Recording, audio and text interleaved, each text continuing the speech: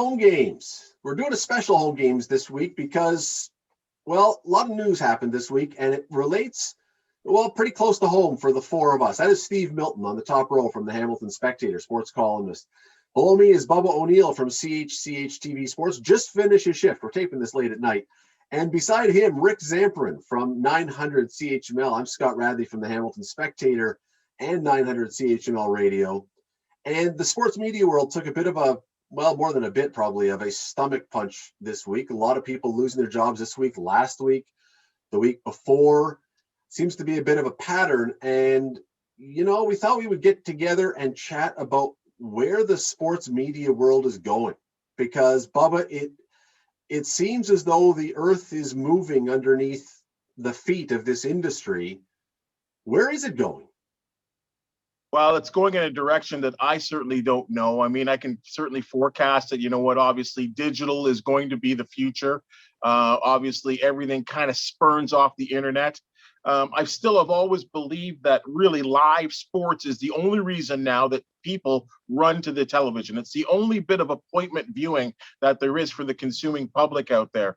With that said, I'm very surprised with what happened in terms of the numbers and the fact that it hit radio, it hit television, and with such big numbers and such a big swoop. And of course, I mean, it doesn't matter, as we're finding out in this industry, and probably it's been going on for maybe many years. Doesn't matter how good you are, doesn't matter how popular you are, and in some cases it doesn't even matter how much money you bring in for any other extra reasons. You certainly could be gone tomorrow. This is the way it is. I think the future of sports media in general is rather uncertain, as we've seen over the last number of days. I think overall, you know, sports is still a major entity in what we do day in and day out. It still brings in mega dollars. And, you know, I think the most difficult thing to stomach in the most recent cuts is the timing of them after, you know, a major fundraiser about mental health.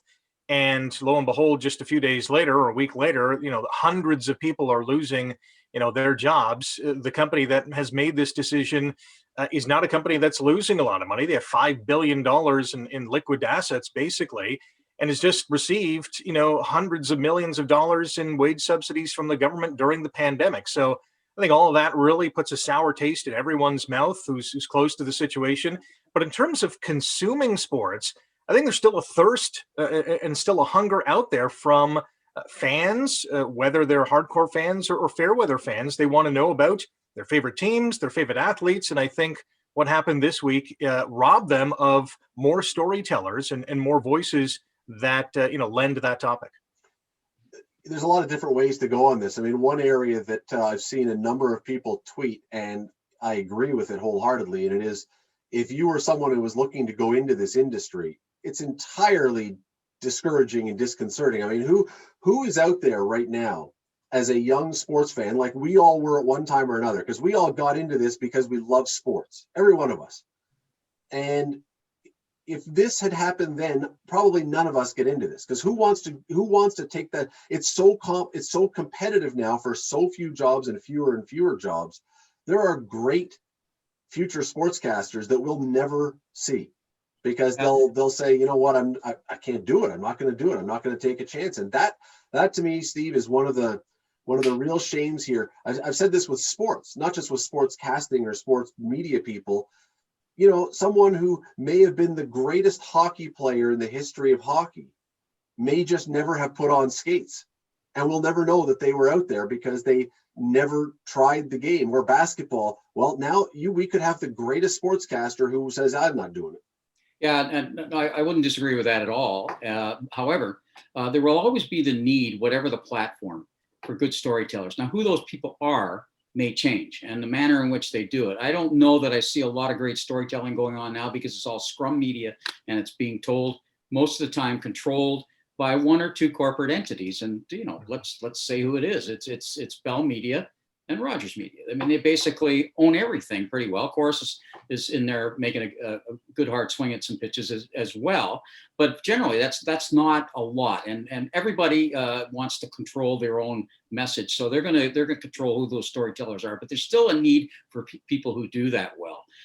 What happened at TSN 1150 this week? What's happened last week Bell Media across the nation, and before that at Sportsnet, particularly in the hockey branch. And that was only a couple of weeks before that, taking down some pretty big names, pretty expensive names too.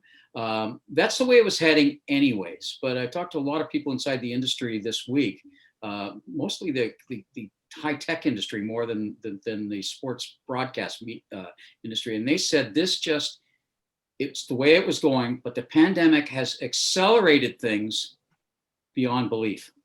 People aren't in their cars. People aren't necessarily listening the same way. That's because we're talking about radio lately. The last bit was radio. Yeah, it's also that they what corporates would call inefficiencies have been exposed. We would call that probably them trying to save too much money. Well, right? and because of the losses, so they're looking much more closely at things. Well, this is no different than any other industry. Every top level CEO, CFO is looking for redundancies. They're looking to cut salaries. Every one of us in this industry and many others, compared to maybe 10 years ago, 20 years ago, you're doing 3 jobs that may have been 4. And in terms of one person doing 3 jobs instead of what might have been done by 3 or 4 people. That's just the way it goes nowadays. And as you talk about young kids, and certainly if there are any young sports broadcasters out there, I would certainly say you better learn how to shoot, you better learn how to write, research, and present all by yourself. And that's just be really great at one thing. Mm-hmm. What the people that are surviving now are specifists. That's why the 4 of us would have had trouble if we were starting now, because we're generalists, because we love sort of sports in general. What are they, Steve? What are they, Steve? What are they? Specifists? Specifists. It's really no different than today's. I'm a writer. I get to make stuff up. I make up words. 1 word a week. Look at today's athlete, though. Look at today's NHL player, today's Major League Baseball player, football player.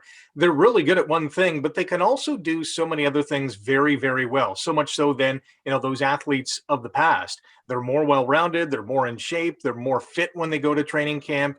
The world is a much different place, even in the sports world, than it was, 15, 20, 30 years ago. Let's not forget, though, in terms of, the pandemic, ad revenue has basically disappeared with restrictions and businesses closing. The first thing they're going to cut is their marketing dollars. And those marketing dollars are easily spent, if they're smart, in radio and TV and newspapers and online to get their message, their business product out there. And with those businesses not operating, that's the first thing that they're pulling back. Let me ask you a question of all of losses, though. There's always going to be losses. And let me throw this to you guys. Is it not important still for even these big companies? I mean, there's always going to be, or at least there should be, you would think, some type of loss leaders in some markets, right? Some markets are just going to make more money than others. Is there not still an importance to still serve a local community? And I'll speak of the 1150, the 1150 TSN radio station, which, Steve, you participated on. I did. Rick, you represent another radio station, but I mean, there's still not an importance to serve that market individually. Ethically, yes. Corporately, no. And I don't like that. That's the reality. I also am going to throw something out here that I want to ask all of you guys this, because we're talking about it from the sports media side of things. And what I'm going to ask you connects to that. But I think the teams, the franchises have had a lot to do with this. And it goes back to 2 things. But one of them is what Steve said a moment ago, which is access and scrums and not giving you the ability to sit down and tell stories and find stories. It's all now these, you get one question, they're up on a podium, and if they don't like it, they get up and they walk away. And the second part is the money to get the rights are so exorbitant that you now have to look for things to cut back. But more to the first one for now. And the idea that once upon a time, you could go into a locker room and sit down with an athlete and come up with a great story just by chatting. That doesn't exist now, at least not most places. One thing I will say is that at least once a week at the Ticats it does, which is nice. but you're right for the most part. It's You control. can't do that with the Leafs. You can't do that with the Raptors most often now. It's control the message, and also they're eventually shifting it towards this is going to be a financial thing. They'll be streaming. Things are going to change in the way you access games, and it's going to happen a lot more quickly than anybody thought. Yeah, teams really want to control the message. They at the end of the day, they want to protect their brand and their players and their coaches. So by controlling that access, they get to control the message more often than not. There's cases, obviously, post-game scrums or after practices, whatever the case is, where you can get some of those golden nuggets. But in times of controversy, more often than not, the team is going to shut things down or try to reverse course or steer the message in a certain way, and they do that by limiting the access to those athletes. Well, and on top of that, the branding includes monetizing access, which they can do. Right. So they're going to monetize that in a lot of other ways that I think they're still evolving, but evolving much more quickly because of the pandemic. And you just said the word there, we kind of dust on the pandemic a little bit. I could be the Debbie Downer here, though, but I could see a future in the very, very near future where the Zoom meetings, at least that I'm sitting in with the Maple Leafs and the Raptors and soon to be the Blue Jays, I think this is the way this is going to go. I think all four of us know that, and I think of some stories with the Tiger Cats that, Steve, you've been there with me side by side. Overall, the players don't want us in their locker room. They just don't want us there. That's their inner little sanctuary. They don't want us there. And at the end of the day, if they can get away with doing these Zoom calls, 2 or 3 players a day, plus the coach, I think this is the way this is going. I think the pandemic has set this up. It is successful. I'm still doing my job. I can't get as personal as I'd like to get with players. These ideas, and if you want to be able to do more feature-like stuff, I think that's going to be more reliant on the reporter or the columnist getting personal with someone, talking to them on the phone. But if they take away the access in the first place, which they're doing, to talk with them on the phone, I don't think that the team is going to allow us any more access into the locker room. No, I think the Cats are better than all the other ones too. And I agree with that. But if you don't have access ever, then you don't have an opportunity to build those relationships. You don't have an opportunity to chat with them even on the phone. So, and here's the other thing. And we've seen this. I think it was the Chicago Bulls that were first. And what's the guy's name? He was with the Chicago Tribune. Was it Steve Smith? I think was his name. He was a columnist. I think they were the first ones where they hired someone from a major paper as their house columnist. And he wrote specifically for their website. And so you didn't need then to go to the paper or to the radio station or to the TV station. We're putting everything you need on our website. Now, I don't believe that you get everything you need from the website, because to me, that's kind of like going to a government website and believing they're telling you everything you need to know, unfettered with all sides presented. That's never going to happen. You're going to get the glossed, shined up version they want you to hear, but there is a version there. And if you are a big enough fan, a blind enough loyalist to the team, well, you don't want negative stuff anyway. So this is great. I get to read fluff pieces about Bubba O'Neill, whatever for the Hamilton Tiger Cats or the Toronto Maple Leafs or the Toronto Raptors. That to me is where a lot of these things are going to go. More and more teams are going to start hiring people, the remaining people or the cut people from the media, and say, come work for us. We can cut the middleman out completely. Well, and you saw that on Twitter about Marshall. An awful lot of people on Twitter were saying about Marshall Ferguson, they, Ticats hire him right away. And I mean, he already does work for them as wherever their radio rights end up. Well, I don't know. I want to call them radio rights. Let's just say their voice broadcast ends up, where that ends up. He probably still will do that then. But a lot of people were saying on Twitter themselves, so they've already been conditioned, that people that use social media a lot to the kind of things you're just talking about. I think at the end of the day, I think it's going to come back and bite them in some way. I don't know how, but eventually I think it'll come back and bite the teams. It could. The fans really, I think, lose out at the end of the day because they don't get those controversial or thought-provoking pieces. Whether it's a quarterback controversy or a goaltender quandary or, just some thoughts from an outsider, and even maybe even a debates very similar to what we're doing now. You have 4 different kind of mindsets on a particular topic. When you have a team message through a website or whoever they want to deliver it, that's one narrow view, and that's basically dictated by the team and how they want to deliver that message. And I think fans are just going to lose out. Media outlets aren't going to hear about what I'm going to say, because it's going the other way. All the things we talked about, remember 10 months ago, and I think we were all agreed that pandemic might change things so that you've got, and Bubba says that, he's exactly right, that when now the shield is up, and it's going to be an awful lot of it's going to be by Zooming. But we also thought the remote broadcasts, where people do it from their basements, Absolutely. But what I'm saying is, the way that you counter what Scott says, how do you get access, is you have to send some people on the road with some teams, because, having done this, I think I've done it 1,600 nights for the Spectator, away from my, hotel rooms and for various things. That is where you can counter what goes on. Okay, Because Steve, there are always athletes who want to tell their side of the story because they think they're getting screwed. maybe, but how many outlets, how many media outlets, Aren't they? whatever type it is, are going to say, yeah, we're going to send you on the road, understanding that probably you're never going to get anything more than if you had watched from your The hard TV pitch. set. Guys, Yeah. the I don't think days it's going to happen, but that's, I said they aren't going to want to hear this, but it's true. the That's days what of you do. the days of airfare, hotel, and steak dinners are over for the media.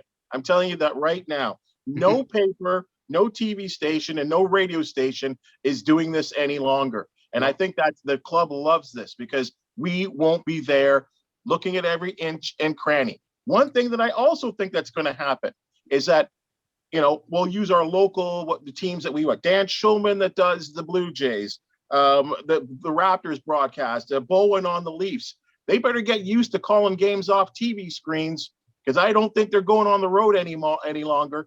Maybe they'll be able to call games from the home arena or the home rink, but I think these road broadcasts will all be done in a booth. And I think that is coming right now, not even in the future, right now. I was saying that. I agree with that 100%. And it's people will get used to it. They get used to it already. I mean, especially once the crowds are back in there. But we'll wait and see what it's like. It's one thing to broadcast remotely from basically an empty place, but it's a full place. Like how would you have worked the Montreal game and Leaf game if that was full tonight and had it been a better game? And how do you sync that up a little bit? It might prove very difficult. Not overwhelming by any chance, and I don't think it'll stop them from doing it remote, but it might sound a little weird once the real stuff is going on inside the arena, but there's that distance. But maybe it's only us. Maybe us, because we're in the business, we would notice it. I think overall, guys, I think people will just get used to it. Yeah, We've already gotten used to it right get now. used to anything. I heard a goal scored in that Maple Leafs game, in the Maple Leafs and Habs game that you were talking about, where the fan response was about 2.5 seconds after the goal was Well, scored. because they're playing, they had to press the button and they had to find the right button to press from the booth. Well, that's what I'm saying. But now it's going to be the announcer that's behind it. Yeah. Because he or she's not there. Well, let me throw one other thing out then. And I look, nothing you're saying, any of you, is out of the realm of very, very realistic. But if you now don't really have access to the team, even what you're going to have to do then is you're finding other stories, right? You're looking for other things or to talk about or to broadcast. I think the one thing that could rise up and bite some of these teams is if you now have people who don't have access, but they still have jobs to do, they're going to be looking for stuff. And some of the stuff they're going to find, if it's not in the arena or on the field, it's going to be off the field stuff, which is going to now be the kind of stories that teams really don't like when you tell those stories. They much prefer the soft, fuzzy, featurey. We're already seeing that we're already seeing that in entertainment and in politics. We start reporting what's on Twitter. Yeah, exactly. And so we're now going to be seeing tons of stories about athletes who wrote something on Twitter that was slightly controversial, And that's because that's the thing that's available rather than the real thing that people want. But then you get caught up in the weeds, and then this whole it blows up in the team's face because now their PR people are constantly trying to deal with little stupid stuff. But I mean, you can't. There is no utopia. There is no utopia, and teams that think that somehow, or broadcast organizations, but we're talking about the teams leading to that somehow we can completely control the message. You can't. Even in authoritarian regimes, the messages get out. And we're not talking that sports teams are authoritarian regimes, but even in those places, the message gets out. Well, it's funny because one of the things I forgot who said it, Picasso or Van Gogh or somebody like this, there is no art without repression, right? Without something to react to. So you're right. It could come back to something like that. The other thing that I wonder is how quickly does the next thing come along? We're all talking about this or that. It's clear that if things are going to go streaming, it's pretty clear that Ticats audio is going to go streaming somehow on several platforms at some point. I don't know what the Dogs are going to do on that, but I think I heard somebody, maybe it was from you, Scott, that they had even looked at that a couple of years ago. As something, who knows what's going to happen there, but what's the next thing going to be? We haven't had the next, I mean, we're about due for this next great thing in technology, aren't we? And because it's been a while now. Well, Rick, let me throw one more thing at you. And that is, we saw it this week or last week, I guess, with Dan O'Toole, who I have no idea what Dan O'Toole was making salary wise, but I'm guessing Dan O'Toole was doing reasonably well with the salary. We've seen in sports, the division where you have the very, very, very rich players, the superstars, and then you have to fill out the roster with a bunch of grunts and grinders.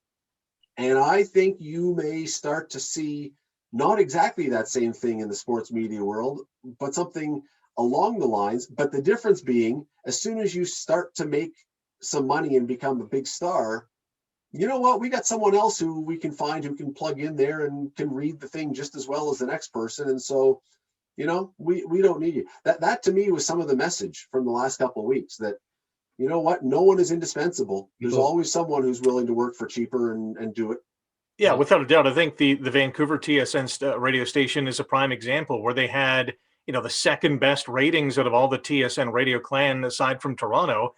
But their talent just cost too much money. And I guess the company just felt, listen, we can do something a little bit, a lot cheaper and maybe hold on to some of our ratings and some of our revenue. And that was obviously the game plan. Whether it's going to work or not, I have my doubts. I think you win the day by putting your best foot forward and your best talent in front of the microphone or in front of, the TV camera. And you go from there. So, we'll see how it all pans out. Here's the other thing I think is that the corporations are following the money, and the money's gone. The consumers have gone and are continuing to go and accelerated because of the pandemic. You would have thought radio and TV would have done better in a lot of ways, and they did briefly in the pandemic, but people just they were already on their screens for work, so they just went there continually more and more. It just accelerated where it was already going, and the media companies are following that money, which is basically the consumers going there, and so the advertisers followed it quite some time ago. Unbeknownst to many of us, because we're not in advertising. We wanted to do something this week because of what? Oh, sorry, Bob, finish up. No, I just, just in closing, hey, there is never a time. We've experienced it at this station here 5 years ago. I know it's happened in radio, it's happened in news, it's happening everywhere. Over time.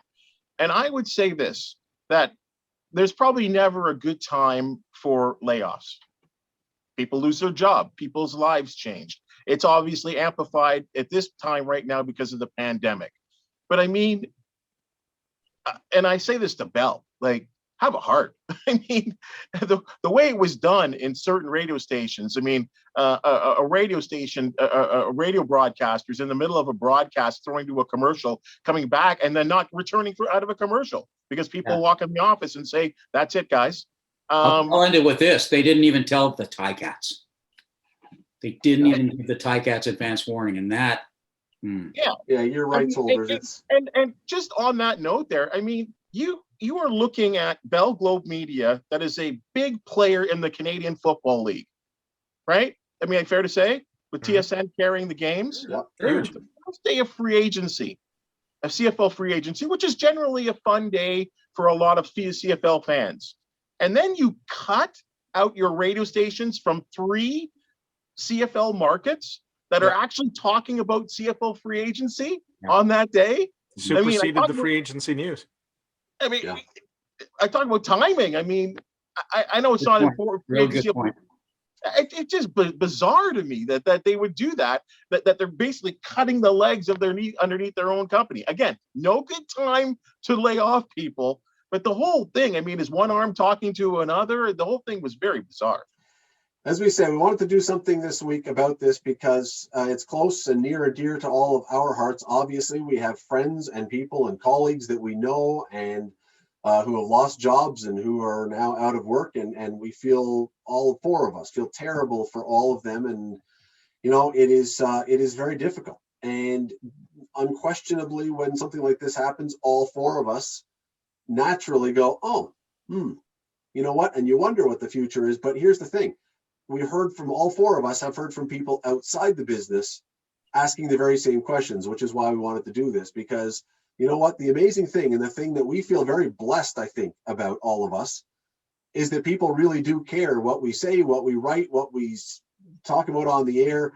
It matters. People are passionate about sports still, and the people who deliver it, there's a connection there. And we appreciate that. We sincerely, all 4 of us, sincerely appreciate anybody who feels a connection to sports in some way through us, something we say, something we write, something we do. So we thank you. We wanted to talk about this. We wanted to bring it to you. We wanted to have this discussion. It's a little bit longer than our usual ones, but you know, it was one of those things. And besides, it's late at night when we're taping this. Bob is still at work. He hasn't even left yet. He's on his way to the bar now. He'll get there afterwards. The virtual bar. The virtual bar. Yeah, the Zoom bar. The Zoom bar. Hey, thanks for watching. If you have any comments, we'd love to hear your comments. We would love to. You can comment down below. Also, subscribe. We'd love it if you would subscribe. You can hit the little button also down below so you know when these videos come out. We do them regularly now, several times a week. Love to hear from you. We'll talk to you soon.